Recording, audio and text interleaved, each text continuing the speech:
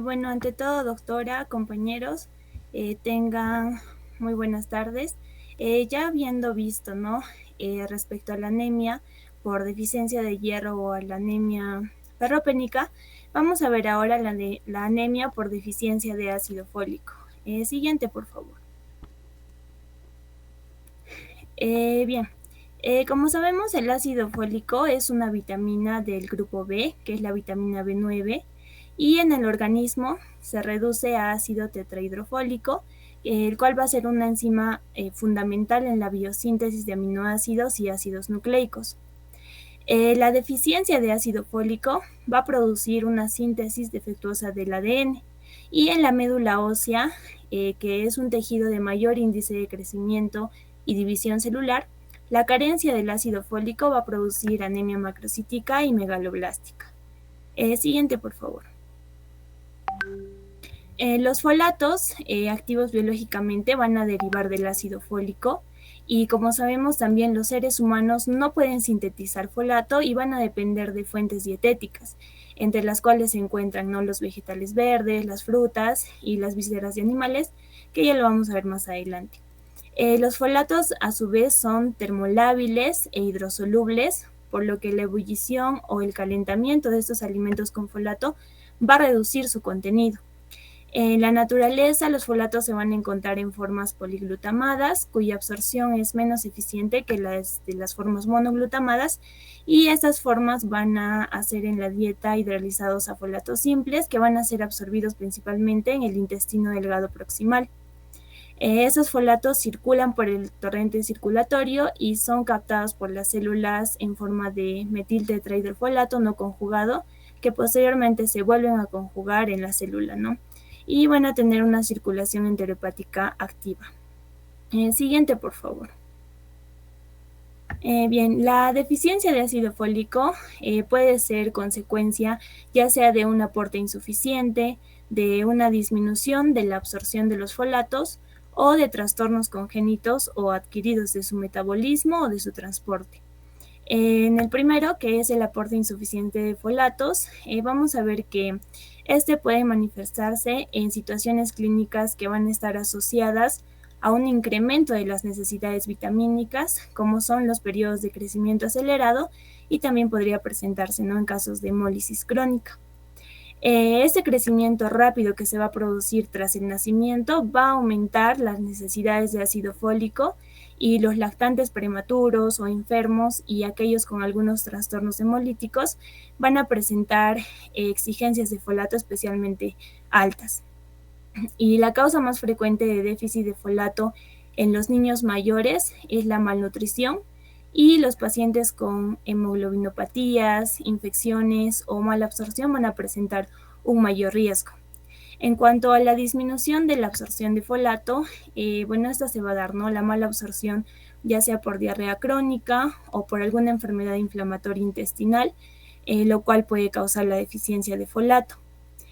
También la diarrea crónica va a interferir con la circulación enterohepática de folatos y de esta forma va a potenciar la pérdida, ¿no?, a causa de su rápido tránsito intestinal. También vamos a ver en la enfermedad celíaca, en las enteritis infecciosas o crónicas y en las fístulas, que pueden producirse también anemias por deficiencia de folato. También otra causa potencial va a ser la cirugía intestinal y algunos fármacos. En cuanto a las alteraciones congénitas del metabolismo y el transporte, vamos a ver que los errores congénitos del metabolismo y el transporte de folato son raros, pero en caso se presenten pueden ser mortales. Se encuentran la mala absorción hereditaria del folato y ciertas deficiencias que, bueno, van a ser raras en este caso. En cuanto a las anomalías del metabolismo de los folatos producidas por fármacos, pues van a haber algunas sustancias cuyo efecto farmacológico también va a ser la actividad antifolato. Siguiente, por favor. Ya. En cuanto a las manifestaciones clínicas, no, además de las características habituales de la anemia que ya conocemos, los lactantes y los niños que van a tener déficit de folato se van a encontrar irritables, no ganan peso de forma adecuada y tienen diarrea crónica. y en los casos avanzados podrían aparecer hemorragias por trombopenia. Por otro lado, también la mala absorción congénita de folato y las otras causas raras que habíamos visto pueden asociarse a hipogamaglobulinemia, infecciones graves, retraso del crecimiento, alteraciones neurológicas y retraso cognitivo. Siguiente. Ya. En cuanto a la evaluación de la anemia, ¿no?, por deficiencia de ácido fólico, vamos a ver que la evaluación dietética y clínica van a permitir la sospecha de la deficiencia de folatos, mientras que la evaluación bioquímica va a confirmar el diagnóstico. En la evaluación dietética, ¿no?, durante esta evaluación va a ser muy importante que se oriente el interrogatorio hacia el consumo de alimentos que contengan, ¿no?, o que sean fuente de ácido fólico, y también se debe indagar sobre el consumo de suplementos vitamínicos que contengan, ¿no?, el ácido fólico, y también evaluarse el uso de fármacos que podrían interferir con la absorción o el metabolismo. También se debe hacer una evaluación clínica no basada en las manifestaciones y la evaluación bioquímica. En esta vamos a tener el frotis sanguíneo, la concentración sérica de folato y la concentración de folato en eritrocitos. En cuanto al frotis sanguíneo, este nos va a servir básicamente para establecer la presencia de macrocitosis, ¿no?, que va a ser característica en este caso de la anemia megaloblástica, pero este frotis no va a permitir establecer si la anemia megaloblástica va a deberse a un déficit de la vitamina B12 o a un déficit de folato, ¿no?, en sí. En la concentración sérica de folato, vamos a ver que el ácido fólico se va a utilizar como un indicador de balance negativo o deficiencia aguda de folato, y vamos a ver que las concentraciones normales de ácido fólico sérico van a oscilar entre 5 y 20 nanogramos por mililitro, y en la deficiencia estos van a ser inferiores a 3 nanogramos por mililitro. En cuanto a la concentración de folatos en eritrocito, debido a que la vida media de los eritrocitos no es de 120 días, esta medición se va a utilizar como un indicador de deficiencia, ya que va a proporcionar información acerca de las reservas corporales de esta vitamina. Las concentraciones de folato en los eritrocitos van a ser el mejor indicador de una deficiencia crónica.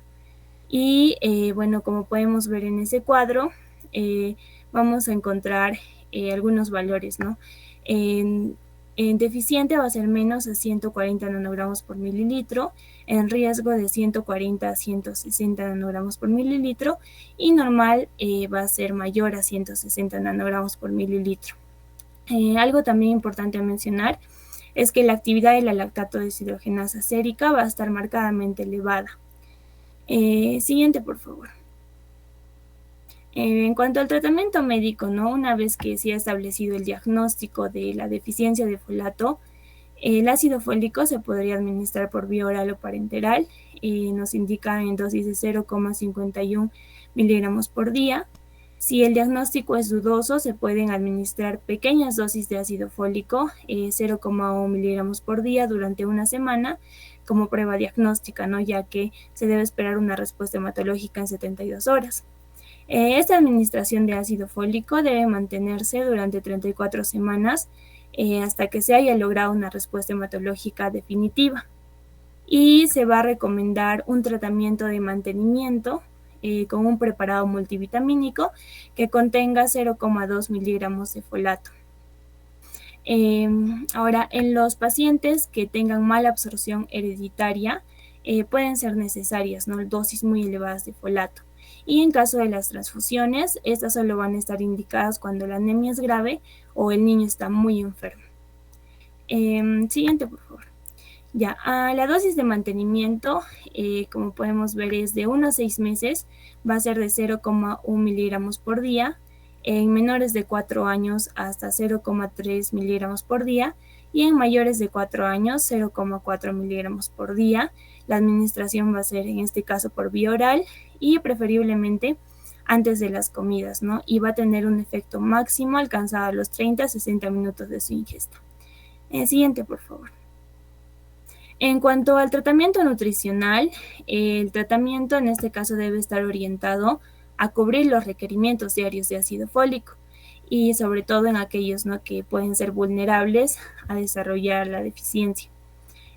Vemos ahí en la imagen alimentos fuente de ácido fólico, ¿no? Los requerimientos en los lactantes y niños de 0 a 6 meses, 65 microgramos por día.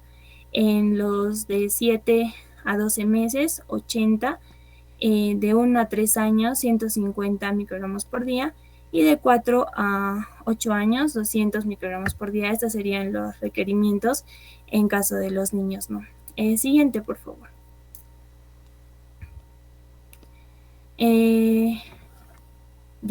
Cabe mencionar que el ácido fólico se va a encontrar ampliamente distribuido también, ¿no?, en los alimentos.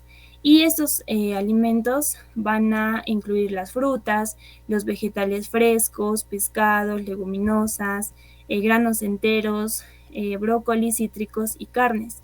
Como podemos ver en la imagen, algunos de los alimentos en sus porciones y la cantidad de ácido fólico que tienen cada uno de estos. Algo importante a mencionar es que los vegetales verdes crudos, sobre todo la espinaca y el brócoli, son alimentos ricos en folato. Sin embargo, la cocción va a reducir esta vitamina en un 50%. También debemos tener en cuenta que con la manipulación de los alimentos se puede llegar a perder o destruir más de la mitad del contenido natural de ácido fólico que se van a encontrar en los alimentos. Siguiente, por favor. Bien, eso sería en cuanto a la anemia por deficiencia de ácido fólico. Gracias. Gracias, Maricel. ¿Quién sigue?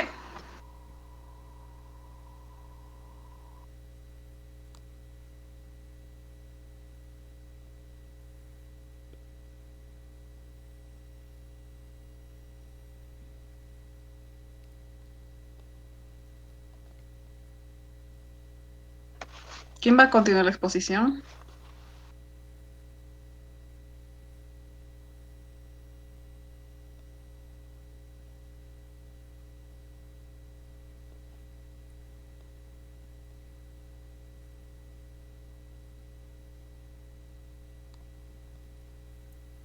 ¿No está el expositor?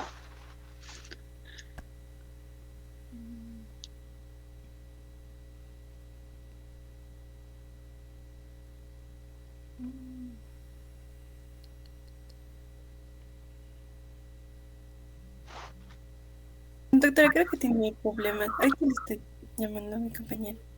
A ver, comunícate con tu compañero para ver qué ha pasado.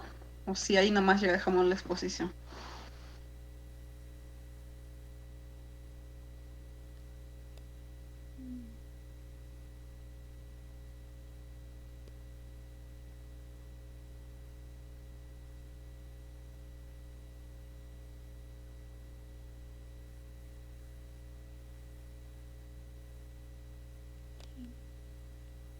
Doctora, me dice mi compañera que su señal está muy mala y está buscando ahorita en internet. No puede conectarse. De repente puede concluir luego de la otra exposición, doctora, o podríamos ver.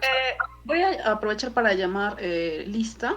Ya, Y si no está para ese tiempo, pues ya lo dejamos ahí. Ya va un ratito. Dame un segundo.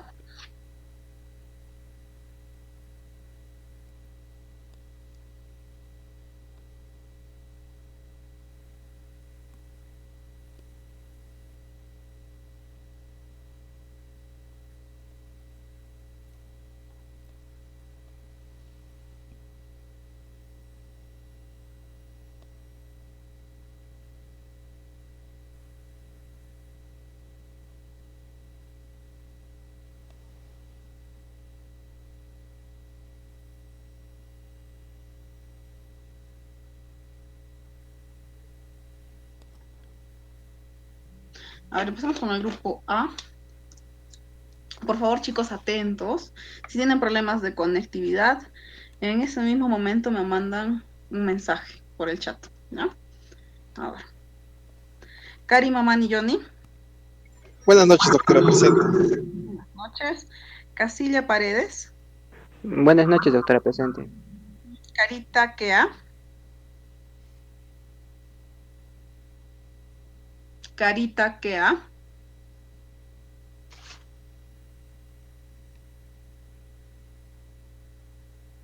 Ok, no está. Chambicea Portilla. Buenas noches, doctora presente. Noches. Cutipa Chana. Cutipa Chana. Ya, tampoco está. Flores Gómez. Doctora, le escribía por el chat, mi compañero. Ah, ya, listo. Y Kevin sí está. Y Flores Mamani Hakim. Buenas noches, doctora presente. Guarachi Laurente. Buenas noches, doctora presente. Ito Larico. Buenas noches, doctora presente. Luicho Tipo.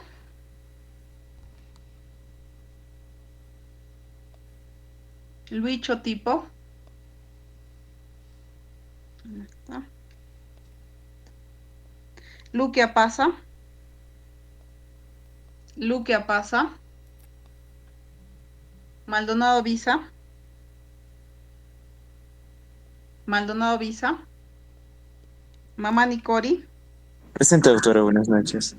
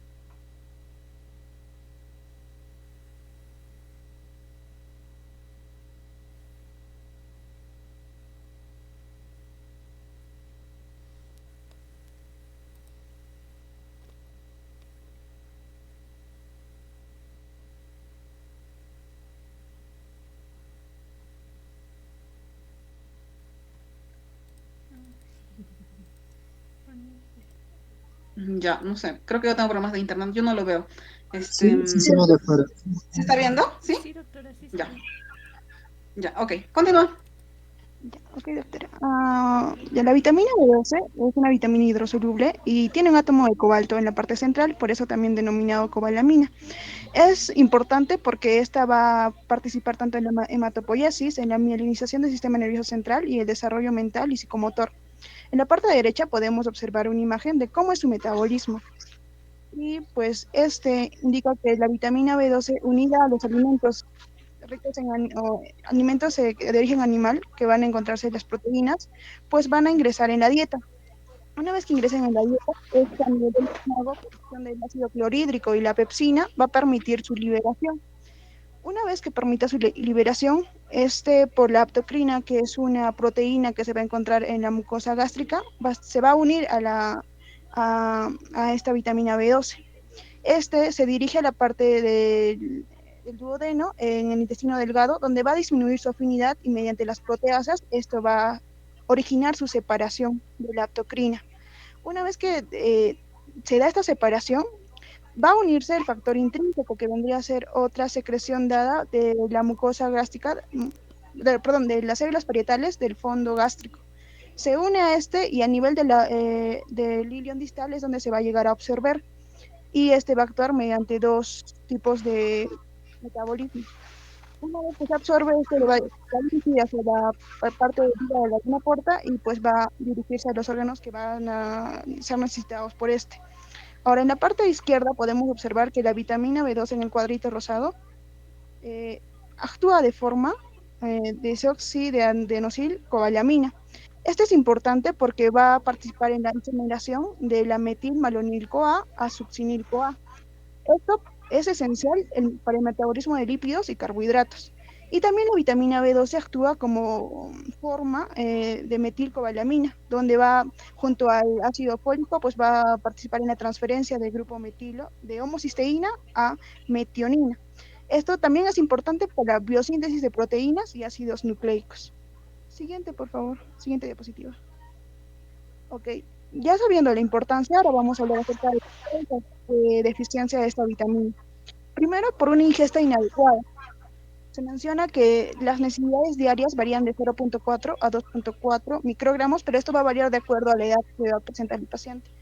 Y menciona también que tiene reservas tanto corporales y en la circulación enterohepática, por lo que se llega a ahorrar y la deficiencia va a recién ser notoria de 3 a 4 años. Esto es un déficit para los vegetarianos estrictos, ya que no van a consumir estas proteínas ricas de origen animal. Entonces, otra causa podría ser la anemia perniciosa, que va a generar, se va a dar en adultos por una enfermedad de origen autoinmune, que generalmente el 90% de estos pues van a llegar a ser por la presencia de anticuerpos anticélulas parietales. Y como recordemos, estas células parietales van a dar el factor intrínseco, lo cual va a permitir su absorción. Ahora, en caso de anemia perniciosa juvenil en niños que son menores de 10 años, indica que no se da por la ausencia o la presencia de estos anticuerpos anticélulas parietales, sino porque no va a funcionar de manera adecuada el factor intrínseco. Otra causa vendría a ser la posmastectomía, que se da por al ser total o parcial, generalmente la total, es la cual va a permitir esta disminución de toxina y ácido clorhídrico. Recordemos que eso es lo que nos permite la liberación y puede unirse con la aptocorrina. Y tenemos también patologías intestinales, ya sea como linfomas intestinales, enfermedades inflamatorias intestinales o también la recesión del ilio o el síndrome de asa ciega. En los ancianos generalmente se va a dar la mala absorción intestinal, ya que va a haber una disminución de la producción del ácido clorhídrico por la hipotrofia gástrica. Y en los lactantes, principalmente es esta déficit de ingesta de vitamina B12, ya sea porque tiene una lactancia materna estricta, más allá de los 6 meses, o porque la madre es una vegetariana también estricta, que puede alterar. También tenemos en los lactantes los trastornos de absorción, como vendría a ser la enteritis, el intestino corto, el sobrecrecimiento bacteriano o parásitos, y por la déficit que podría tener en el factor intrínseco que sea congénito. Y los hereditarios que también podrían heredarse, ¿no? De tanto de toda la familia y provocar este factor intrínseco. Siguiente, por favor. Ok. Las manifestaciones, de acuerdo a las edades, la deficiencia de vitamina D es la diferencia del ácido fólico porque este va a traer síntomas neurológicos. Y en los lactantes se va a manifestar como irritabilidad, con hipotonía, con retraso o regresión del desarrollo o por movimientos involuntarios o temblores muy gruesos. En los niños mayores, pues va a causar bajo crecimiento o un rendimiento escolar muy deficiente. En ellos podemos observar un signo muy característico que se puede ver en la imagen derecha de las manitas, que es la hiperpigmentación de los nudillos con un lactante que lleva a tener esta deficiencia de vitamina B2. Y ya en los adultos, pues va a tener un déficit sensitivo, parestesia, psicosis y neuritis periférica. Siguiente, por favor. Ok, el diagnóstico para esta deficiencia es, primero tenemos que hacer la anamnesis, ver los síntomas que presenta y también averiguar de su historia dietética, qué es lo que consume, que si tiene algún, no sé, consumo de, por ejemplo, de un vegetariano estricto, las enfermedades que presenta, como podemos observar una de las causas, cirugías o los fármacos en caso de administración de antibióticos. Y la exploración, pues vamos a explorar tanto los signos y síntomas que presentó, como irritabilidad, mareos, palpitaciones, palidez y síntomas neurológicos, que también puede alterar la parte de una lengua dolorosa o ardiente. También se llega a evaluar, como dije, la evaluación dietética, principalmente de qué es lo que consume y el uso de antibióticos, que también va a alterar que no haya esta disminución, ¿no?, de absorción. Luego tenemos en la evaluación bioquímica. Se menciona que se hace mediante un prótesis sanguíneo para observar si es tanto de una anemia megaloblástica, si puede llegar a ser por deficiencia de ácido fólico o de vitamina B12. También se va a dar mediante la concentración sérica de vitamina B12. Se menciona que menor de 200 podría estar indicando que no hay una concentración adecuada, ya que los valores normales van a ser de 150 a 900 picogramos por mililitro. También se hace la evaluación bioquímica mediante la medición de ácido metilmalónico y de la homocisteína en suero.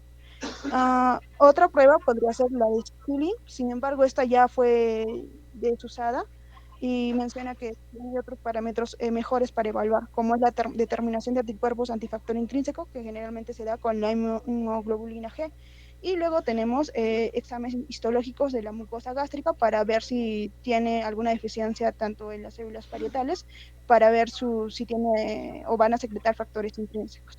Siguiente, por favor.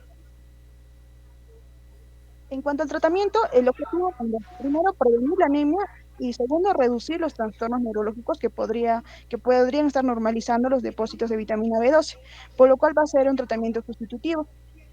Si hay un defecto de la absorción, que es principalmente que tenemos que encontrar la causa o qué es lo que le llegó a causar esto, pues si hay un defecto de absorción, se va a administrar la vitamina B12 vía intramuscular y de acuerdo a una reposición. Puede ser 1 miligramo al día por una semana o 1 miligramo al día semanal por 4 semanas. Y si persiste y aún sigue habiendo no hay una reposición adecuada, puede llegar a ser 1 miligramo mensual ya de por vida. En cuanto si se da por una carencia de la vitamina, pues se menciona que se podría dar 2 miligramos de vitamina cristalina al día vía oral. Y ya el tratamiento nutricional, que va a ser el objetivo principal, cubrir los requerimientos diarios de la vitamina B12, es de acuerdo, como dije, a la ingesta dietética recomendada que se va a dar en diferentes grupos etarios.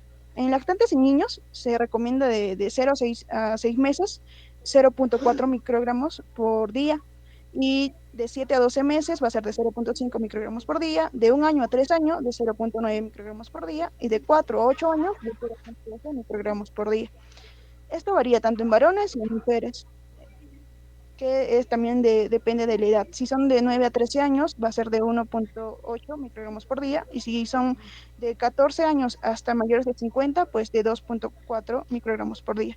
Y también varía en las mujeres embarazadas de 14 a 50 años, 2.6 microgramos por día, y en la lactancia desde 14 a 50 años, que está mal tipiado, es de 2.8 microgramos por día. Siguiente, por favor. Y aquí podemos observar qué alimentos son ricos en esta vitamina B12, así como todo lo expuesto anteriormente. Sabemos que su fuente principal es el origen animal, y en el origen vegetal pues es escasa o casi nula. Sin embargo, en la actualidad, ya que tenemos personas que tienen una dieta estricta como vegetarianos estrictos, pues hay productos comerciales que podrían sustituirlos, sin embargo, no va a llegar a ser del todo. Entre los alimentos que tienen mayor cantidad tenemos el hígado de la vaca, la carne de vaca, las sardinas, el salmón, y entre los menos porciones o que tienen menor cantidad de estos son el yogur. Se menciona también que la lactancia, cuando llega a ser sustituida por ejemplo, los suplementos, estos no van a llegar a suplir la cantidad de vitamina B2, por lo cual es siempre recomendado dar alimentos como carne de vaca, sardinas, cereales, atún, y principalmente esto para poder suplir esta deficiencia de vitamina B2. Bueno, eso sería todo con respecto a mi exposición, doctora. Gracias. Ok, gracias por la exposición. Solamente una última pregunta para los que han expuesto. ¿Ya? La pregunta es la siguiente. ¿Ustedes creen que sea factible que un niño pueda ser vegetariano? O sea, así que pueda solamente consumir proteínas vegetales. Cualquiera de los 4 puede responder.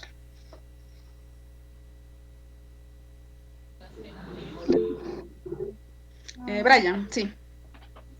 No, doctora. Es por el hierro no hemínico en realidad, ¿no? Que es apenas aprovechable a lo mucho en un 20%, a comparación de lo que sería con los hierros hemínicos que son de origen animal, que son aprovechables incluso en más del 50%. Entonces, tener una dieta vegetariana o estrictamente vegana, pues no sería recomendable, por lo menos durante la infancia.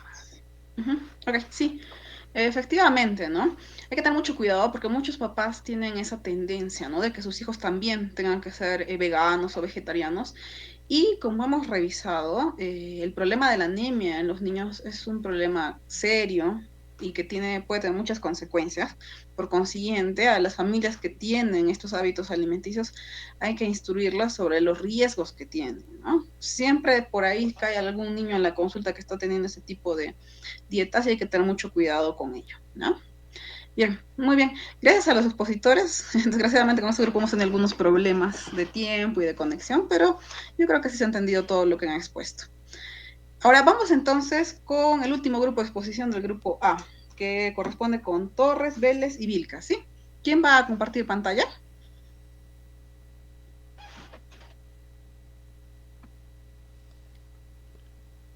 Sí, doctora, un momento.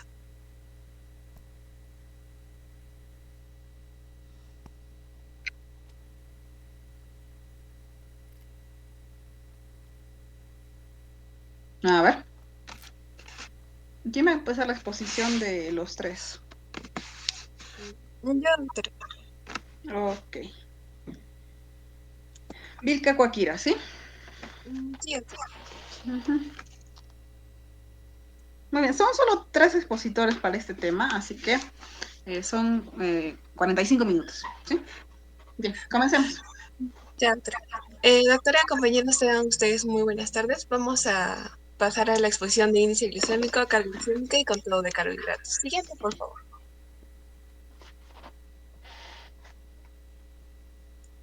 Ya. Primero vamos a comenzar a entender qué es el índice glucémico. El índice glucémico va a ser un indicador numérico que va a describir la velocidad y el grado de aumento de la glucemia en respuesta a la fracción de hidratos de carbono ingeridos en un alimento. Es decir, que el índice glucémico va a medir el efecto de un alimento sobre los niveles de azúcar en sangre. Es por eso que decimos que ciertos alimentos que tienen un índice glucémico bajo van a aumentar lentamente la glucosa en sangre, mientras que los que tengan un índice glucémico alto van a incrementar rápidamente la glucosa en la sangre. A su vez, también tenemos que tener un dato importante, ya que únicamente los alimentos que contienen, por ejemplo, carbohidratos van a tener lo que es índice glucémico, mientras que ciertos alimentos como lo que son aceites, grasas, algunos vegetales verdes no van a tener relativamente valores de índice glicémico. ¿Por qué? Porque nosotros para poder llegar a medir la cantidad de carbohidratos requerida o para compararlos en la fórmula, va a ser como que vamos a tener que consumir mucha cantidad de ese alimento. Es por eso que no tienen valores de índice glucémico. ¿Ya? Por ejemplo, cuando nosotros queremos consumir 50 gramos de hidratos de carbono en azúcar, podemos consumir 50 gramos de azúcar. Y de esta manera vamos a consumir los 50 gramos de hidratos de carbono. Pero, por ejemplo, si queremos consumir los mismos 50 hidratos de carbono, pero, por ejemplo, en camote, tendríamos que consumir 300 gramos de camote para nosotros poder consumir estos 50 hidratos de carbono. Y si quisiéramos hacer lo mismo, pero, por ejemplo, con vegetales verdes que tienen mínimas cantidades de hidratos de carbono, entonces tendríamos que aumentar la cantidad de ese alimento. Es por eso que también varía con los niveles de valores de índice glicémico. Siguiente, por favor. Ya, ahora, ¿cómo nosotros determinamos este índice glucémico? Ya, tenemos aquí dos términos que tenemos que tener en cuenta. Uno es el índice glucémico y el otro es la respuesta glucémica. Primero, la respuesta glucémica va a consistir en medir la glicemia en respuesta, pero solo a un alimento. Este alimento puede ser el alimento base o de referencia que vamos a tener o el alimento que nosotros queramos medir. Mientras que el índice glucémico va a ser una prueba que va a representar más la relación de dos respuestas glucémicas, ¿ya? Eso tenemos que tenerlos en cuenta para tener una diferencia y nosotros ver más o menos o entender cómo es que medimos el índice glucémico. Entonces, vamos a tener 3 pasos principales. El primer paso va a ser medir la respuesta glucémica. Entonces, medimos la respuesta glucémica de 2 alimentos. Uno, que va a ser el alimento base o de referencia, que normalmente suele ser pan blanco o glucosa, y ambos también difieren entre ellos dos. Después les voy a explicar un poco. Y el otro es medir la respuesta glucémica del alimento al cual nosotros queremos hallar su índice glucémico, ¿ya? ¿Cómo lo hallamos? Entonces, nosotros primero les tomamos una glucosa basal, le damos el alimento y luego medimos la glucosa postprandial de 15 a 30 minutos durante las aproximadamente 2 horas. Y de esta manera vamos a crear como una curva de toda esta respuesta de los valores de glucosa que hemos encontrado y todo el área bajo la curva lo vamos a cuantificar. Y ese es el paso 2, cuantificar la respuesta glicémica, hallar el área bajo esa curva y de esta manera ya tenemos un valor para la respuesta glucémica. Y el paso 3 es calcular el índice glucémico. O sea que todos estos datos que hemos encontrado lo vamos a pasar a una fórmula. Y el índice glucémico va a ser la respuesta glucémica del alimento de prueba sobre la respuesta glucémica del alimento de referencia, que suele ser pan blanco o glucosa, por 100. Y de esta manera vamos a hallar lo que es el índice glucémico. Siguiente, por favor. Ya, entonces, más o menos en la primera curva, en el que es más o menos de color plumito, podemos observar la curva que está más elevada. Ese es el alimento de referencia, que en este caso es el pan blanco. Entonces podemos ver todas las glucosas que han encontrado, tanto desde la glucosa basal hasta la glucosa postprandial, y se crea un área debajo de esta curva. Y esa es la respuesta glucémica que vamos a usar en la fórmula. Después, por ejemplo, en ahí la curva que está debajo es el alimento al cual nosotros queremos encontrar el índice glucémico. Hacemos el mismo procedimiento y también hallamos el área de ahí. Cuantificamos y lo pasamos a la fórmula. Y de esta manera hallamos el índice glucémico. Es por eso que diversos alimentos van a tener diversas respuestas a lo que es el índice glucémico. Y hablamos de un índice glucémico alto y de un índice glucémico bajo, que es, como les mencionaba, la respuesta de la elevación de los niveles de glucosa en sangre después del consumo de ese alimento. Siguiente, por favor.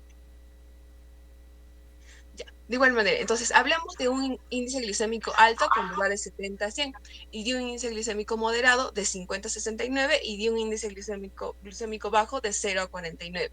Y debajo tenemos todos los alimentos que podemos encontrar más o menos, que se encuentran más o menos en ese rango. Siguiente, por favor. En ahí, más o menos para que lo ilustren con las imágenes, cuáles más o menos pertenecen a un índice glicémico alto, moderado y bajo. Siguiente. Entonces, nosotros, ¿cómo sabemos qué alimento tiene un índice glicémico bajo, medio, alto? Y es por esto que para conocer este índice glicémico ya se han hecho tablas donde se ha visto todos los índices glicémicos de diversos alimentos. Creo que hay más de 2000 alimentos ahí.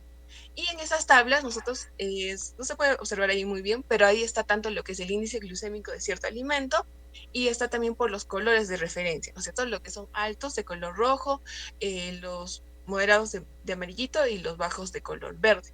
Y ahí también va a entrar lo que es la carga glicémica y otros datos de referencia que se tienen en estas tablas ya elaboradas donde encontramos el índice glucémico. Ahora, en el cuadro en el otro lado podemos observar también cómo es la respuesta. Por ejemplo, en la línea rosada nosotros hallamos el área bajo la curva de lo que es el valor de referencia de glucosa, y en el de amarillo de lo que es el pan blanco. ¿Por qué nos ayuda esto? Porque nosotros podemos usar en la fórmula dos valores de referencia, lo que es glucosa y lo que es pan blanco. Eso quiere decir que nuestro índice glucémico, teniendo en cuenta de qué valor de referencia hemos usado, puede variar. Eso no quiere decir que esté mal, sino que tenemos que tener siempre en cuenta qué valor de referencia se ha usado para medir ese índice glucémico. Siguiente, por favor. Ya. Ahora, hay ciertos factores que determinan el índice glucémico. ¿Por qué? Porque ciertos alimentos, incluso por ejemplo el plátano en su estado de maduración, puede variar dependiendo si está maduro o si es que está más fresco, qué nivel de índice glucémico tiene. O el arroz cuando está crudo o cocido, o cuando cierta verdura está precocida o muy cocida, también varía lo que es el índice glucémico. Entonces hay una serie de valores, de factores que intervienen en este valor de índice glucémico, como es el tamaño de las partículas, la relación entre amilasa y amilopectina, el grado de maduración, el tipo de monosacáridos, entre otros, que vamos a desarrollar los siguientes. Siguiente, por favor. Ya. Primero, el tamaño de la partícula. Entonces, aquí se dice que cuanto menor sea el tamaño de la partícula, mayor va a ser su índice glicémico.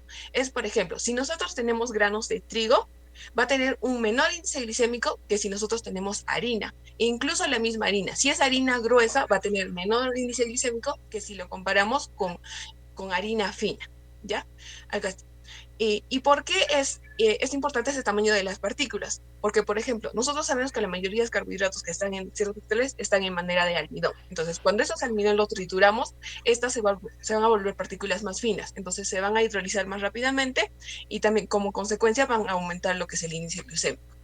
El otro que tenemos es la relación entre amilosa y amilopectina.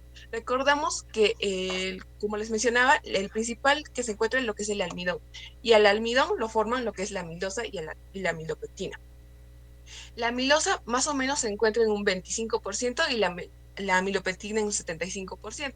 Y la amilosa es insoluble y la amilopectina es más soluble en agua.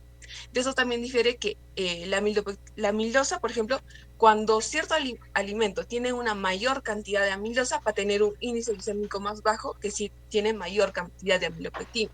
Es por eso, por ejemplo, si comparamos el arroz que tiene una mayor cantidad de amilopectina y una menor cantidad de amilosa, va a tener un índice glicémico más alto que si comparamos con las lentejas que tienen una mayor cantidad de amilosa y una menor cantidad de amilopectina. Esto también se va a deber, pues, por ejemplo, que la amilosa no es totalmente digerida, por ejemplo, por las enzimas digestivas, a lo contrario que es la amilopectina. El otro es el grado de maduración, ya que a mayor maduración también va a aumentar el índice glicémico, ya que cuando, por ejemplo, una fruta está, por ejemplo, en el plátano, ¿no? Tiene un estado de maduración, va a sufrir ciertos cambios y nosotros mismos lo podemos sentir en el sabor, son como que más dulces. Y podemos pasar, por ejemplo, de un índice glicémico de 40 en el plátano que no está tan maduro, hasta un índice glicémico de 65 en el plátano más maduro. Siguiente. El otro tenemos el tipo de monosacárido. Nosotros aquí tenemos una tablita de los índices glicémicos teniendo como valor de referencia lo que es la glucosa, por eso está 100. Entonces, tenemos la glucosa en 100 y después también tenemos, por ejemplo, en el otro que es la sacarosa, que está en 59, que sabemos que está compuesto por glucosa y fructosa, y la fructosa en 20. Entonces, si se dan cuenta, todos los monosacáridos no son similares, sino que la fructosa es el que tiene el índice glicémico más bajo. ¿Por qué? Porque normalmente va a demorar más, se va a metabolizar principalmente en el hígado y también se va a absorber más lentamente en lo que es el intestino. Entonces, ciertos alimentos que tienen mayor cantidad de fructosa o que tienen como fructosa como su monosacárido principal van a tener menor cantidad de índice glicémico. Igual, por ejemplo, en el caso de la sacarosa, que sabemos que está compuesta por glucosa y fructosa, si se dan cuenta, su índice glicémico más o menos se ubica en el promedio de entre lo que es la glucosa y la fructosa. Siguiente, por favor. Ya. Otro tenemos el procesamiento. Sabemos que los alimentos más o menos se consumen teniendo ciertos procesos, ¿no es cierto? Como pueden ser enrollados, prensados, molidos, incluso el mismo hecho de la masticación va a ser como un factor que intervenga en este procesamiento que es el índice glicémico. Entonces, se dice que cuanto más molido esté un alimento, mayor será su índice glicémico. Igual como el caso del trigo y la harina. Igual también en el caso del procesamiento. Por ejemplo, un jugo de naranja va a tener un índice glicémico más alto que si nosotros comemos la fruta entera. O en el caso del mismo popcorn, ¿no es cierto? El mismo grano, al convertirlo en popcorn, aumenta su índice glicémico en aproximadamente un 20%. Y así en todo el tipo de procesamientos, ¿ya? El otro que actúa aquí es la gelatinización del almidón, y eso es más cuando se aplica calor. Por ejemplo, cuando un arroz lo haces cocer, entonces su índice glicémico cuando está más caliente va a aumentar. Y aquí también interviene otro proceso, porque cuando el arroz mismo enfría, sufre otros tipos de cambios que también bajan los niveles de índice glicémico. El otro es la acidez, ya que un aumento de la acidez en la comida también puede disminuir lo que es el índice glicémico. Cuando nosotros aumentamos lo que es vinagre a una comida o lo que es limón, también podemos enlentecer lo que es el vaciado gástrico y también bajar lo que es el índice glicémico. Y otros macronutrientes, como por ejemplo las grasas y las proteínas, que también pueden intervenir en lo que es el vaciamiento gástrico, y de esta manera también baja el índice glicémico. O también el contenido de fibra, que también disminuye el índice glicémico. Siguiente, por favor. Ya. Después de todos los factores, entonces, ¿cómo nosotros aplicamos esto a lo que es a la parte clínica o más a la parte clínica? Entonces, tenemos, por ejemplo, con la diabetes. Nosotros sabemos que por definición los alimentos con índices glicémicos más altos van a elevar estos picos de glucosa en sangre. Entonces, si nosotros damos, por ejemplo, alimentos que tengan índices glicémicos más bajos, lo que probablemente vamos a como una etapa preventiva para lo que sufre diabetes, por ejemplo, vamos a disminuir lo que es la insulina-resistencia y como consecuencia final lo que es disminuir también los casos de diabetes. Y en otro también es el mismo consumo de las personas que sufren diabetes, podríamos apoyar eso para que no tengan estos picos de glucosa. Siguiente, por favor. Y tenemos también en el caso de la obesidad, ya que el índice glicémico o los alimentos que tienen bajos niveles de índice glicémico también pueden beneficiar en lo que es en el descenso de peso, principalmente mediante dos mecanismos. Uno es promoviendo la saciedad, porque al no generar esos picos de glucosa, también vamos a tener como que una mayor saciedad en el alimento. O se le dice que los alimentos que tienen índice de glucosa más bajos van a ser más sacietógenos que los alimentos que tienen un índice glicémico más alto. O sea que van a tener menos cuadros de tener mayor cantidad de hambre. Y el otro es promoviendo la oxidación de ácidos grasos, también a expensa de la oxidación de hidratos de carbono. Siguiente. Para en el caso de la obesidad también se recomienda ciertos factores, ¿no es cierto? Cambiar en su propia misma dieta, por ejemplo, tomar mayor cantidad de proteínas, introducir algunas grasas, consumir mayor cantidad de fibras. En el mismo proceso de enfriar ciertos alimentos, no comer el arroz tan caliente, también puede, o hacer ese tipo de cambios dietéticos, puede ayudarnos a nosotros a bajar lo que es los índices de obesidad. Siguiente. Y el otro es en el síndrome metabólico. Recordemos que el síndrome metabólico de por sí es un complejo de anomalías metabólicas que nos dan más para factores de riesgo como lo que son diabetes, enfermedades cardiovasculares. Entonces, lo que hace, por ejemplo, una dieta baja que tiene índices glucémicos más bajos es, por ejemplo, disminuir la insulina, también la disfunción de células beta, la epinefrina. De esta manera baja la glucosa y de esta manera reduce el factor de riesgo de la parte de diabetes. La otra, disminuye lo que es cantidad de ácidos grasos y de esa manera disminuye la cantidad de dislipidemias y de igual. Y la otra disminuye la inflamación, la disfunción endotelial y los factores protrombóticos y disminuye los riesgos cardiovasculares. Eso sería con la primera parte, doctora. Ok, gracias. Vamos a una pregunta a el resto de tus compañeros, ¿ya? A ver, Flores Mamani, Joaquín. Sí, doctor.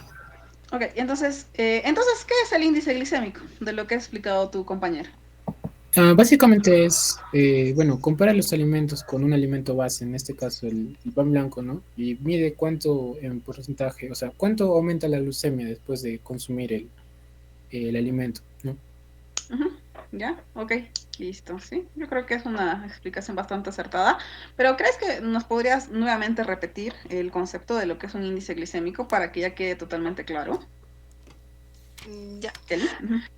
Sí, como resumen, como decir, va a ser como que la medida de la rapidez en que un alimento puede elevar los niveles de glucosa en sangre. Eso sería como un resumen así. Ok, sí. O el efecto de cierto alimento sobre el nivel de azúcar en sangre. Ok, genial. Muy bien, gracias. Continuamos.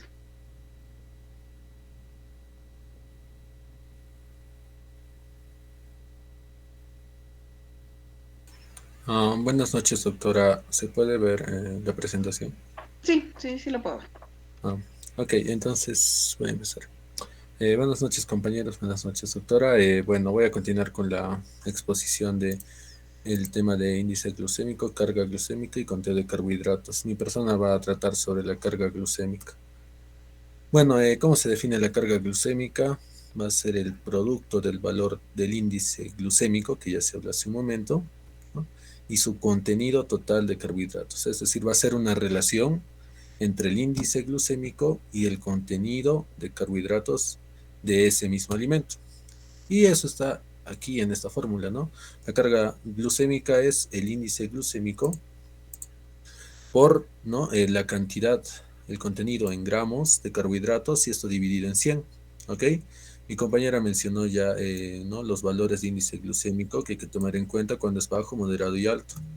Bueno, ¿cómo se desarrolló, ¿no? El concepto y la definición de la carga glucémica, ¿no? Se desarrolló porque la respuesta a la glucosa en la sangre está influida no solamente, ¿no? por la calidad de los carbohidratos, o sea, el índice glucémico que mi compañera mencionó, sino también por la cantidad de carbohidratos que contiene ese alimento. Entonces, está influenciada la respuesta a la glucosa por dos cosas, el índice glucémico y la cantidad de carbohidratos. De ahí sale la definición de carga glucémica. Entonces, tenemos valores también para la carga glucémica, no tenemos que olvidar, ¿no? Para el índice glucémico, sus valores y aquí también, ¿no? Mencionar los de la carga glucémica. Mayor o igual que 20 va a ser alta, entre 11 y 19 va a ser, perdón, aquí es moderada. Y menor igual que 10 va a ser leve o baja. Entonces va a ser una carga glucémica baja. Muy bien, entonces vamos con los ejemplos, ¿no? Bueno, un alimento, el choclo, tiene una cantidad, ¿no? Por porción de 40 gramos, esta sería la cantidad de carbohidratos, y su índice glucémico ya está definido como 55. Entonces, ¿qué hacemos? Simplemente va a ser el producto del índice glucémico por la cantidad de carbohidratos sobre 100, ¿no?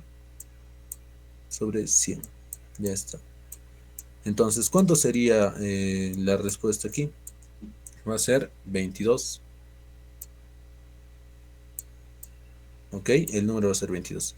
Vamos con otro ejemplo. El plátano tiene 20 gramos de cantidad de carbohidratos, un índice glucémico de 65. Igualmente, hacemos el índice glucémico 65 por 20 sobre 100, ¿no? Y esto nos va a salir 13, ¿verdad? Sí, sí sale 13.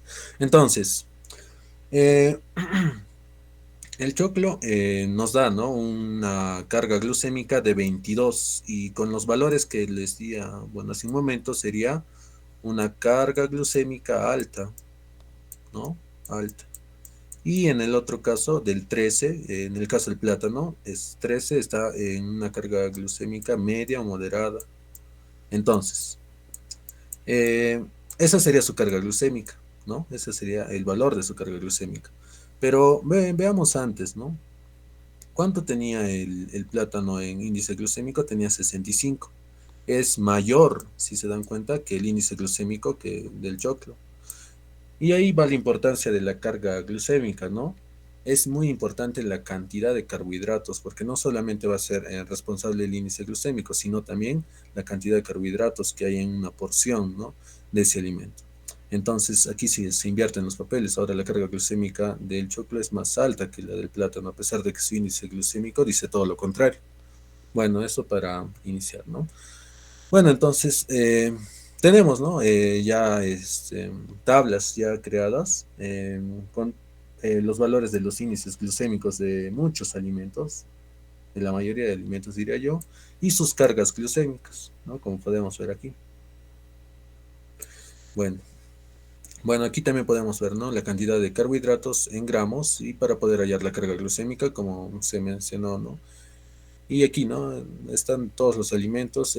Bueno, en internet se puede encontrar para cada alimento su carga glucémica. Bueno, vamos con las importancias, ¿no?, de la carga glucémica y el índice glucémico. Es importante el índice glucémico sobre la carga glucémica en la dieta, en la prevención y el control de la diabetes. Bueno, aquí va la explicación, ¿no? Las sociedades tradicionales consumían muchas plantas sin procesar, ¿no? Altas en fibra, e incluían granos integrales, legumbres, nueces, ¿no?, y como alimentos básicos. Entonces, esa alimentación, ¿no?, esas dietas eran bajas en índice glucémico y en carga glucémica, ¿ok? Ahora, ¿qué ha pasado, no? Con el cambio de las dietas tradicionales a las dietas occidentales, ¿no?, aumentó, ¿no?, los procesados. Entonces, acompañando de un aumento de la prevalencia de diabetes, obesidad y enfermedades cardiovasculares. Esto debido a que las dietas, ¿no?, ya tienen un índice glucémico más alto y una carga glucémica igualmente alta. ¿Y por qué? Básicamente se da por la hipótesis de la fibra. ¿Qué nos indica esto, no? La fibra nos menciona que reduce la tasa de entrada de nutrientes desde el intestino pues hacia la sangre, y eso va a hacer que la carga glucémica y el índice glucémico sean bajos, ¿no? Entonces, como ¿no? los estudios que se hicieron para, ¿no? Sobre esta hipótesis de la fibra, ¿no?, una dieta baja en índice glucémico mejoró significativamente el control glucémico y disminuyó, ¿no?, los factores de riesgo de enfermedad cardiovascular y diabetes mellitus, ¿no? Y se encontró en eso una dieta baja en carga glucémica, ¿no?, que mejoraba el control glucémico y lípidos en la sangre, ¿no?, para la enfermedad cardiovascular y la diabetes. Ahora, en el 2013 hubo una cumbre científica en Italia, donde hubo una declaración científica, ¿no?, un consenso. Entonces, ¿cuáles fueron las principales conclusiones, ¿no?, de esta cumbre? Primero, ¿no?, que existe evidencia convincente de, ¿no?, metaanálisis de ensayos, ¿no?, dietéticos, donde las dietas bajas en índice glucémico mejoran el control glucémico de una persona con diabetes tipo 2 y tipo 1, ¿no?, como se había mencionado hace un momento. Otra conclusión que no pude resaltar es que existe evidencia convincente de metaanálisis de estudios de cohortes prospectivos, ¿no?, de que las dietas bajas, tanto en índice glucémico como carga glucémica, reducen el riesgo de desarrollar diabetes de tipo 2. Otra conclusión que se sacó fue ¿no? En la prueba del principio para el concepto de ralentizar la absorción de carbohidratos, ¿no? Usando inhibidores de la alfa-glucosidasa, acarbosa, por ejemplo, ¿no? Entonces esto nos ayuda o nos ayudaría a reducir la progresión de diabetes y enfermedad coronaria. Otra sería la existencia, ¿no? Una evidencia, ¿no? Entre el índice glucémico y carga glucémica que reducen la masa grasa corporal total y controlan el peso, ¿no? También. Y la última, que también fue, ¿no? Importante. Dado el rápido aumento de la diabetes y la obesidad, ¿no? Existe la necesidad de comunicar información sobre igual índice glucémico y carga glucémica al público general y a los profesionales de la salud. Incluso dentro de esta cumbre, ¿no? Estaban proponiendo la idea de algo así como los octógonos que están en los alimentos, poner el índice glucémico y la carga glucémica en las etiquetas de los principales alimentos, ¿no? Saludables. Y bueno, eso sería con respecto a carga glucémica. Ahora vamos a empezar con el conteo de carbohidratos, y para hablar del conteo de carbohidratos voy a hacer una introducción a lo que es carbohidratos y las fuentes, ¿no? Y los carbohidratos. Entonces, los carbohidratos, primeramente hay que saber que se obtienen a través de la fotosíntesis, ¿no? Las plantas principalmente la van a sintetizar, ¿no? Vamos a tener una clasificación que se va a llamar, ¿no? Mediante carbohidratos simples y complejos. Dentro de los carbohidratos simples vamos a tener a los monómeros, que van a ser los monosacáridos, y estos a través de un enlace glucosídico liberando una molécula de agua van a formar disacáridos, ¿no? Esto es 2 veces monómeros, ¿no? De los monosacáridos. Recordar que su fórmula general es C6H12O6 para las carbohidratos, ¿no? Que tienen 6 carbonos, las ceptosas. Bueno, los principales monosacáridos y disacáridos que debemos de recordar son la glucosa, en el caso de monosacáridos, fructosa, galactosa, ¿no? La glucosa también se le conoce como dextrosa en solución al 5%. La fructosa se le conoce como la levulosa. La galactosa, ¿no? Es el azúcar menos dulce de estos tres y que se va a encontrar en la lactosa, ¿no? Que es el azúcar de la leche, y la fructosa también recordar que es la más dulce, se va a encontrar en la miel y en las frutas, ¿no? Ok. Vamos con los monómeros más importantes. Vamos a tener a la maltosa, sacarosa y la lactosa, ¿no? La maltosa vamos a tener que es una unión, ¿no? De una glucosa más otra glucosa por un enlace alfa 1,4, como ya muchos conocemos. La sacarosa va a ser la fusión de una, bueno, voy a poner glucosa. La sacarosa va a ser una glucosa más una fructosa por un enlace alfa beta, 1,2, perdón, alfa beta 1,2. Y la lactosa va a ser una glucosa más una galactosa por un enlace alfa 1,2. ¿Ok? Muy bien, la maltosa, ¿no? Es el azúcar de la malta, la sacarosa es el azúcar, ¿no? Común, el azúcar de mesa o azúcar de la remolacha, caña de azúcar, y la lactosa es el azúcar de la leche. Ok, también mencionar, ¿no? Que la galactosa se va a transformar en glucosa a través de unas enzimas en nuestro cuerpo. Vamos con los carbohidratos complejos. Aquí vamos a tener 2 principalmente, son los famosos polisacáridos, almidón y glucógeno, ¿no? Con respecto al almidón tenemos que saber, ¿no? Que tienen la ventaja de contener mucha fibra, y el glucógeno van a ser las reservas, ¿no? De carbohidratos en animales, en nosotros. Ya. Hay 2 tipos de almidón, tenemos la amilosa y la amilopectina. La amilosa es una cadena lineal de glucosas, ¿no? Unidos por enlace alfa 1,4. Ahí está, alfa 1,4, entre el carbono 1 y 4, mientras que la amilopectina van a ser ramificaciones de glucosa, también con alfa 1,4, y en las ramificaciones alfa 1,6, ¿ok? Y con respecto al glucógeno, como podemos ver, es una ramificación cada 8 a 12 carbonos, donde igualmente vamos a tener uniones, enlaces glucosídicos alfa 1,4, y en las ramificaciones alfa 1,6, como podemos observar en imagen. Bueno, ya para iniciar, ¿no? Con el conteo de carbohidratos que mi compañera les va a explicar, ¿no? Hay que hablar de las fuentes alimenticias. Se van a categorizar en 2 grupos. Vamos a tener a los azúcares y a los almidones. Dentro de los azúcares vamos a tener, ¿no?, el azúcar de mesa, que contiene alrededor de 4 gramos de carbohidratos por cucharadita, ¿no? Y aquí tenemos que incluir todos los tipos de azúcares, no solamente pues, la miel, por ejemplo, o el azúcar de mesa, sino también hay que considerar los azúcares, ¿no?, de las bebidas carbonatadas, ¿no?, etcétera. Y con respecto a los nuevos sustitutos de azúcar, que van a contener una menor cantidad de carbohidratos, 2 gramos por cucharadita. Ya, esas serían las fuentes de los azúcares. Con respecto a los almidones, ¿no? Los almidones son carbohidratos complejos y fuentes importantes de fibra y otros nutrientes. Entonces son fuente importante de fibra, los almidones. ¿Cuáles son las partes de un almidón? Ahí vemos en la parte izquierda el germen, el salvado y el endospermo o albúmen. Entonces tenemos el endospermo, el salvado y el germen. ¿De acuerdo? ¿Qué es lo que pasa? Las partes más nutritivas van a ser, ¿no?, el salvado y el germen. Entonces esas son las partes nutritivas. Pero se van a eliminar mediante un proceso llamado molienda, que es básicamente pues, ¿no?, procesar, ¿no?, los almidones.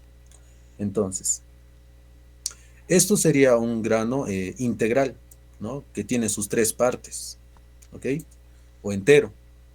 Pero cuando ya son refinados, o sea, han pasado por el proceso de la molienda, lo que se va a retirar pues son las 2 partes más importantes, ¿no?, que sería el salvado y el germen, y solo va a quedar el endospermo, ¿no? Por ejemplo, del trigo, que sería, ¿no?, el grano integral, va a salir la harina, ¿no?, que va a ser ya el refinado. O del arroz, ¿no? Del arroz, que es el grano integral, va a salir el arroz blanco, que ya va a ser también un refinado.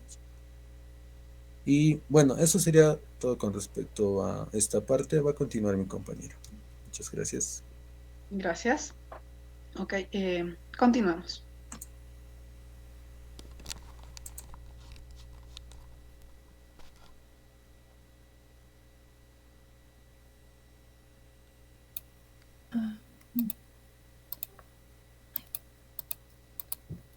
Ya, doctora. Bueno, continuando con lo que son el conteo de carbohidratos, recordemos que la diabetes mellitus es una enfermedad crónico-degenerativa. Básicamente, ¿por qué lo menciono? Porque se va a utilizar, ¿no?, en pacientes que van a tener diabetes mellitus. Como les iba diciendo, es una enfermedad crónico-degenerativa que sabemos que no tiene cura, pero puede tener un adecuado control, ¿no? Entonces, es por eso muy importante que una vez que se haya diagnosticado lo que es la diabetes, tenemos que nosotros realizar una educación en esta, y también la persona tiene que asumir, ¿no?, la responsabilidad en la toma de decisiones de su nuevo estilo de vida, o es decir, con lo que va a vivir, ¿no?, con la diabetes. Ahora, una vez que el paciente, o bueno, una adecuada educación en diabetes se va a basar básicamente en 7 comportamientos de autocuidado. Primeramente, una alimentación saludable. Es decir, que el paciente tiene que comer saludablemente, también en el ejercicio, ¿no?, mantenerse activo, el automonitoreo, o básicamente el monitoreo de la glucosa capilar, también el seguimiento del tratamiento médico, ya sea por los medicamentos o la insulina con la insulina, ¿no? También aprender a enfrentar retos cotidianos, como por ejemplo mejorar lo que es la calidad de vida, o qué hacer, por ejemplo, cuando el paciente tenga una hiperglucemia. También reducir riesgos, es decir, cómo prevenir complicaciones, ¿no?, que nos puedan generar lo que es la diabetes. También tomar una actitud positiva, esto básicamente con el acompañamiento psicológico. Ahora, básicamente el conteo de carbohidratos se va a basar lo que es en una alimentación saludable.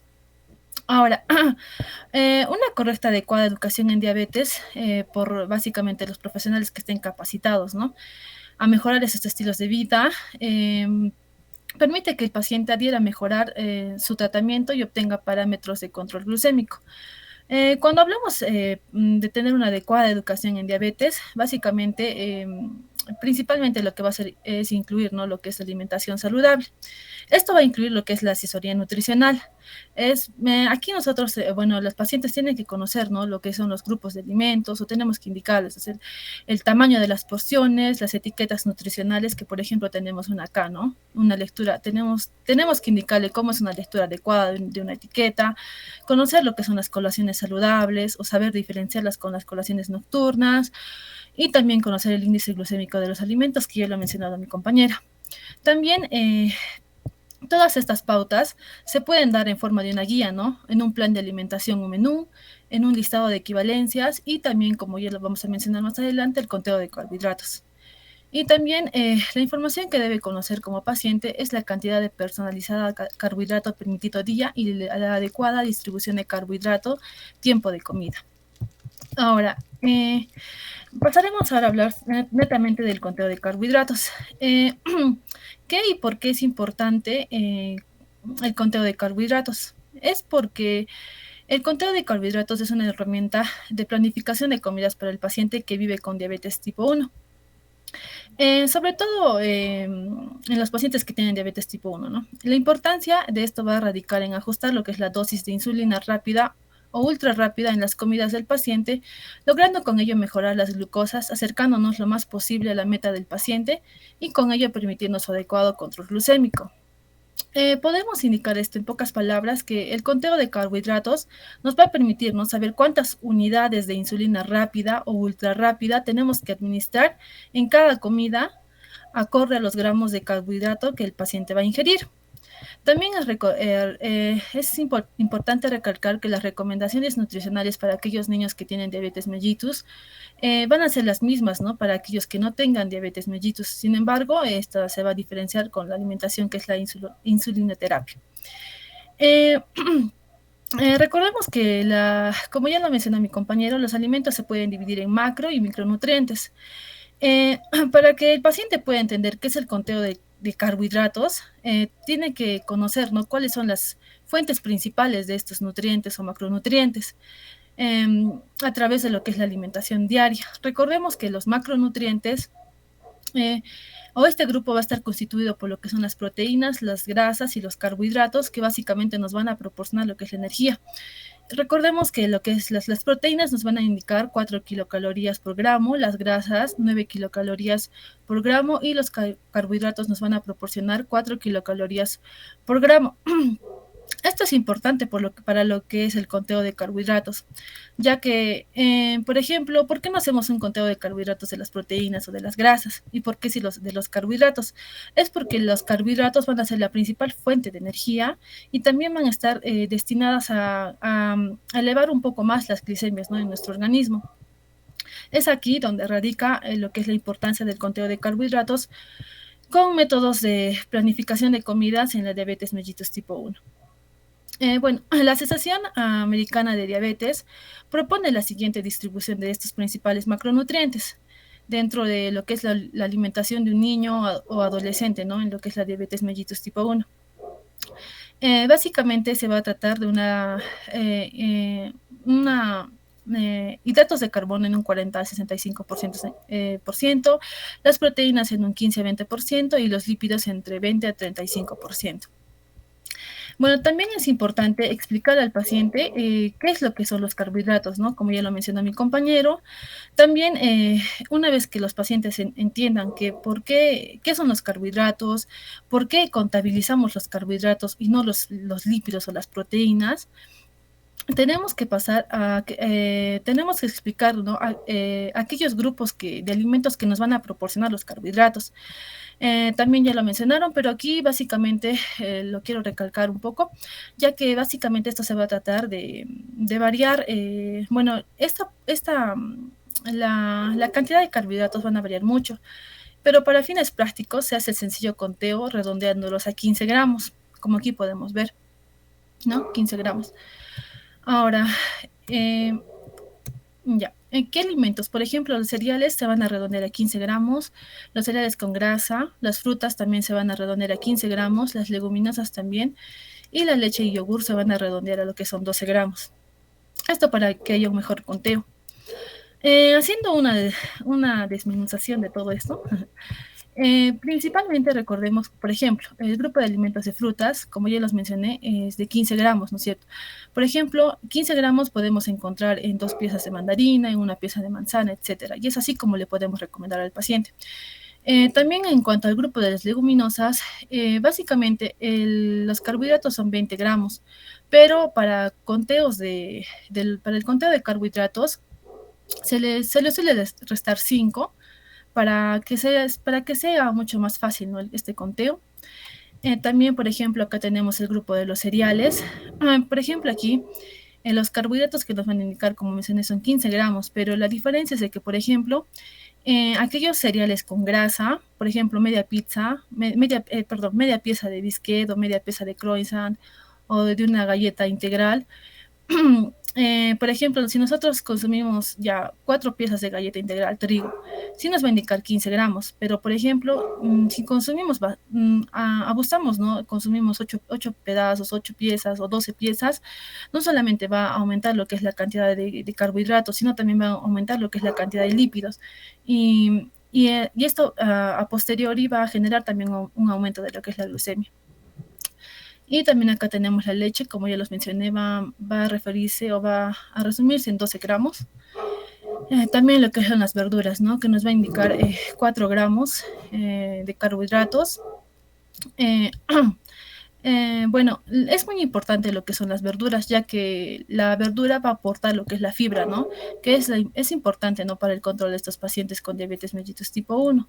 Y bueno, la Asociación de Diabetes va a indicar o va a proponer de 20 a 25 gramos de fibra al día, porque la fibra va a hacer que la glucosa sea absorbida de una manera más lenta. Y bueno, aquí también tenemos lo que son los aceites y las grasas, que si bien van a ser carbohidratos con baja cantidad, como ya los mencioné, van a tener una cantidad alta de lípidos. Y si lo consumimos de una manera abusada, pues obviamente que la cantidad de lípidos a posteriori va a aumentar también lo que es la glicemia. Bueno, ¿por qué hacemos hincapié en lo que es el conteo de carbohidratos, no? Es importante que tenga bien las raciones y las porciones, y no solamente tantear, ¿no? Ya que, por ejemplo, cuando una paciente tantea, puede utilizar lo que es más insulina o menos insulina de la requerida. Por ejemplo, vamos a utilizar tazas y cucharas medidoras para eficientizar esto y cuidar la cantidad de carbohidratos que sirvan en el platillo, así como respetar la porción indicada. Ahora, ¿cuáles van a ser los elementos de un conteo de carbohidratos? Para mencionar antes, mencionaremos lo que son las ventajas y desventajas de un conteo de carbohidratos. Por ejemplo, ¿cuáles van a ser las ventajas? Es que va a tener una mayor flexibilidad en elección de comidas, va a mejorar el control glucémico y siempre y cuando se contabilicen bien los carbohidratos, hay una mayor adherencia al plan de alimentación, van a disminuirse las hipoglucemias y una disminución de hiperglucemias. También, bueno, las desventajas serían un aumento de peso, ¿no? Como consecuencia de comer muchos carbohidratos. El paciente puede que no preste atención al consumo de proteínas y grasas, como ya los mencioné, que posteriormente también van a aumentar la glicemia.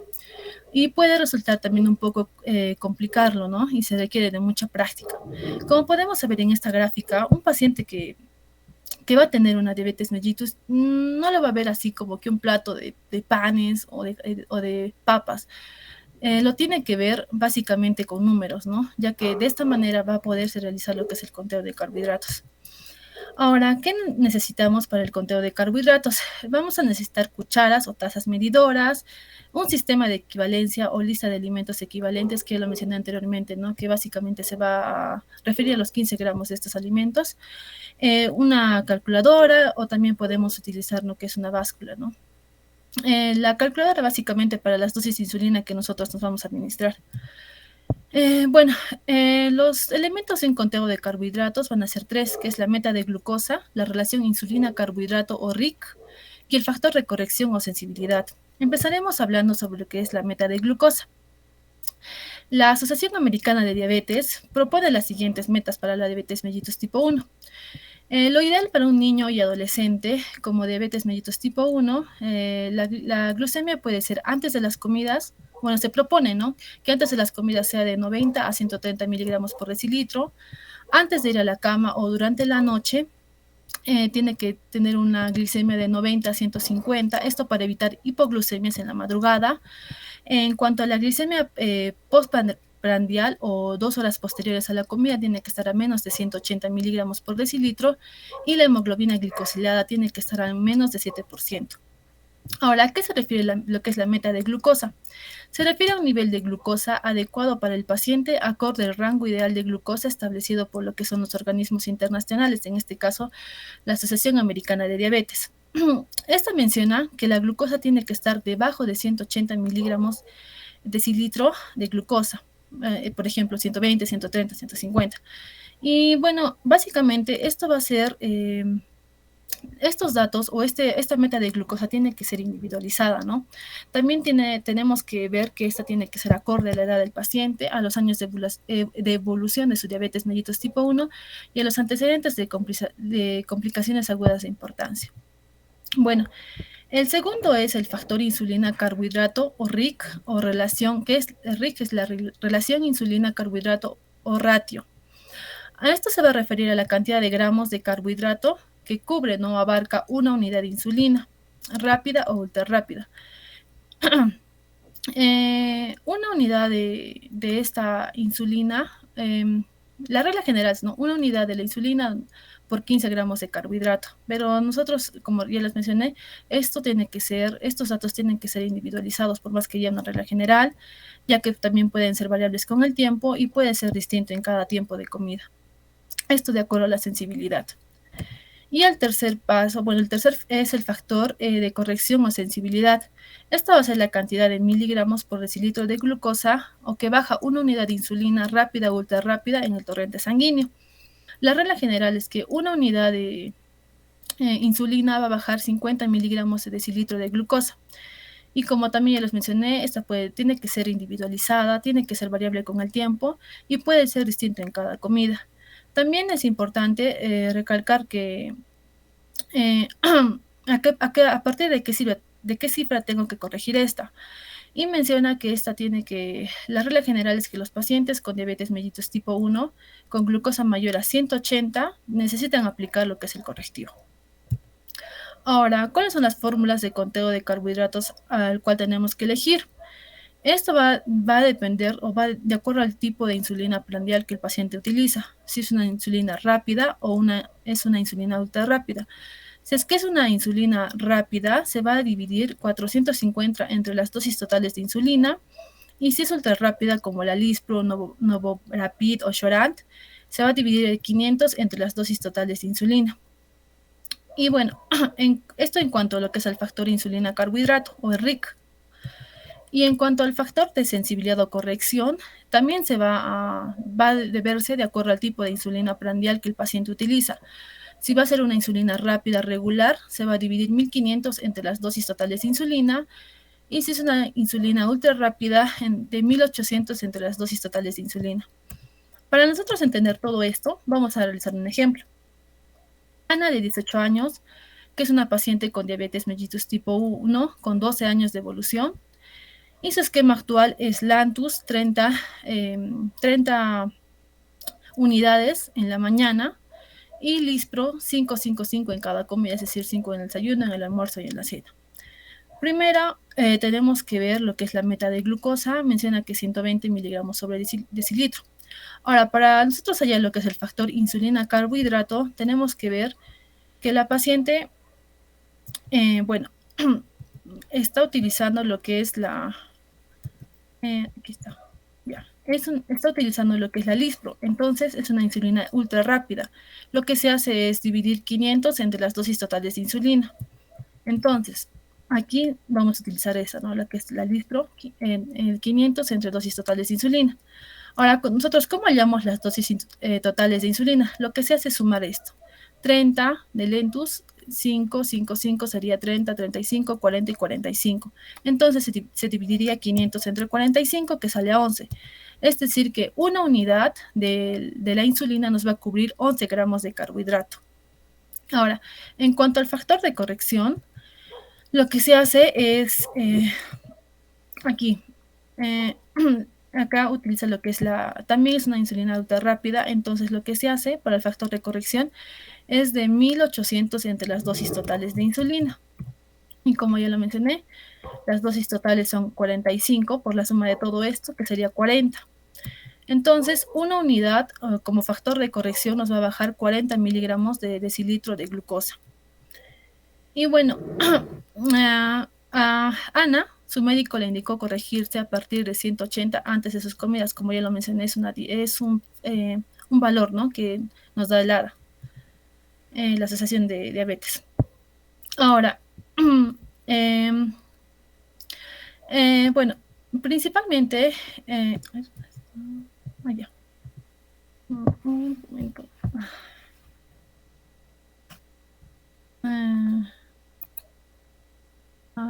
Ya, perdón. Primeramente, lo que se tiene que hacer después de esto es identificar los carbohidratos de tu plato. Tú debes aprender a identificar cuáles son los alimentos que tienen carbohidrato. Como punto número 2, lo que se tiene que hacer es aquí. Es sumar los carbohidratos, ¿no? Debemos sumar la cantidad de carbohidratos presentes en nuestro plato. Por ejemplo, Ana se levantó y desayunó lo siguiente: huevos, queso, frijoles y tortillas, que básicamente va a indicar 75 gramos de carbohidratos. Como tercer paso, lo que se hace es dividir los carbohidratos entre el factor no insulina carbohidrato o RIC. Como por ejemplo, bueno, sabemos, ¿no?, que Ana tiene una unidad por 11 gramos de carbohidrato, como ya los mencioné anteriormente. Entonces, si Ana va a comer estos 75 gramos de carbohidrato, debe dividirlos entre estos 11 gramos de carbohidrato, tiene que sumarlos, ¿no? Dividirlos, y va a salir 6.8 unidades de insulina. Lo cual, esto al inyectar la insulina se tiene que redondear, ¿no?, a 7 unidades. Como cuarto paso, lo que se hace es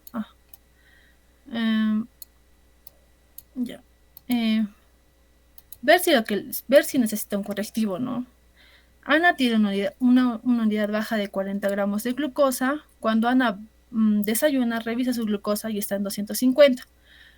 Si su meta es 120, como lo habíamos mencionado acá, el factor de corrección 120, debe aplicarse un correctivo. Y porque su glucosa está muy por encima de lo que es la meta, ¿no? Y bueno, como último paso es que al final debe sumar estas unidades. Por ejemplo, Ana usará 7 unidades de lo que habíamos redondeado aquí.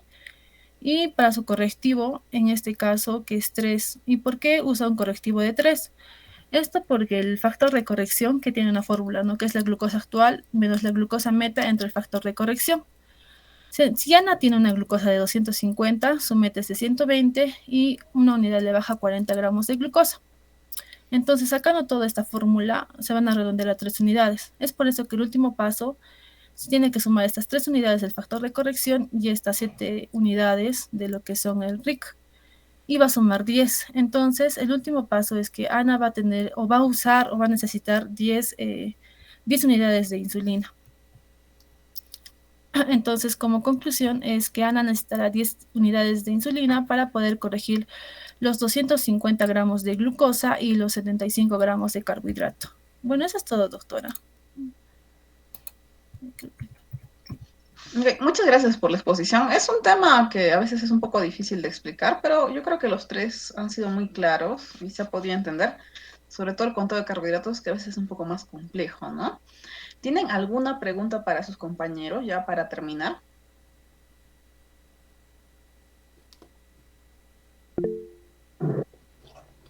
¿Joaquín?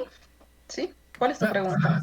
Sí, doctor, yo tengo una pregunta. Bueno, con respecto a la fibra que mencionaron, quería preguntarle cuánto sería el requerimiento o la recomendación en pacientes con diabetes, ¿no? Ya, ok, ese tema lo vamos a responder en la clase teórica, porque eso lo vamos a ver en el manejo nutricional de diabetes, cuánto de fibra tiene que consumir y todo eso, ¿no? Porque realmente si tus compañeros no lo saben porque han visto más que todo, más la parte teórica, pero el día viernes que nos toca lo vamos a ver, ¿ya? Listo. ¿Alguna otra pregunta? Ok, listo. Entonces, terminamos ya con las exposiciones del grupo A, ¿sí? Y solo nos estaría faltando la clase teórica de diabetes, o sea, de manejo nutricional de diabetes, para terminar con la primera parte, ¿sí? Me corrijan si me estoy equivocando. Y hasta ahí va a ser el primer examen, ¿sí? Estaba hablando en la tarde con sus delegados, debido a que me estaban sugiriendo que de repente cambiemos un poquito los horarios de la siguiente semana. A ver, ¿cómo habíamos quedado los horarios? Por favor, me hacen acordar, Kevin.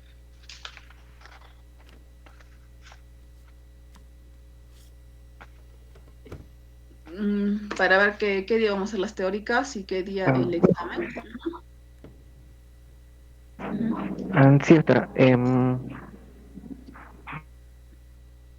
Sobre la clase teórica será martes y miércoles y el examen el día viernes. Ya, ok, a ver. Ya que me estaba acordando que el martes tendría que ser más temprano. No sé si pueden ustedes, si tienen algo el martes en la tarde.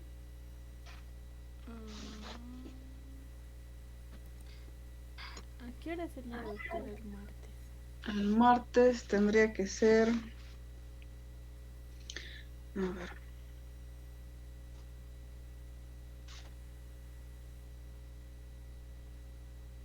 Tendría que ser desde las 3:30, de 3:30 a 5:30.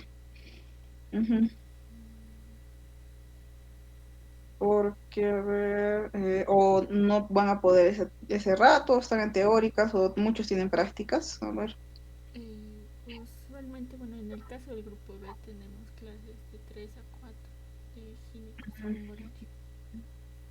Entonces vamos a tener que hacer las dos exposiciones, en todo caso, si no, lunes a las 6. ¿Sí? ¿Ese día sí tiene tiempo? A ver, déjame ver.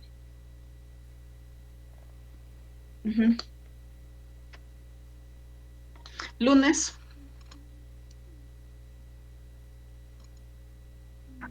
Sí, doctora.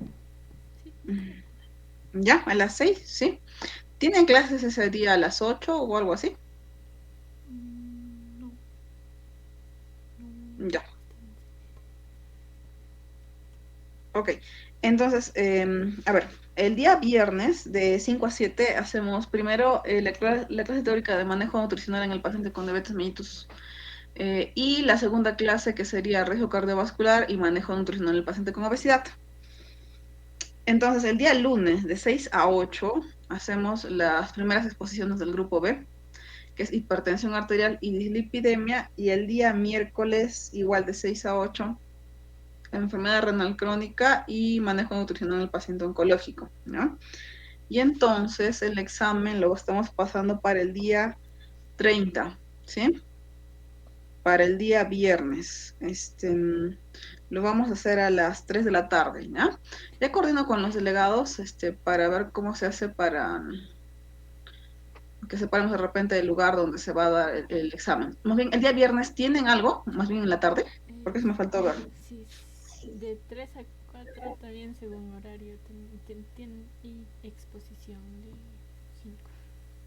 ¿Gineco? Entonces tendríamos que hacerlo más temprano. ¿A qué hora sería? ¿A qué hora terminan ustedes sus prácticas? ¿Hasta la 1? A las 12 terminan, pero algunos van a rotar a Juliaca. Y a las 2, de 2 a 3 tenemos clase teórica de pediatría y de 3 a 4 de ginecología. Ya, en todo caso va a tener que ser haciendo a las 4 el examen. ¿Ya? Sí, estaría bien, doctora, a las 4. Ya. Entonces el viernes a las 4. Ya coordinamos con Yused y Kevin el lugar y todo eso, ¿no? Ya. Ok, entonces quedamos así, ¿ya? Entonces nos estamos viendo el día viernes, ¿ya? Muy bien, y eso sería todo. Hasta luego. Buenas noches. Hasta luego, doctora. Hasta luego, doctora. Buenas noches.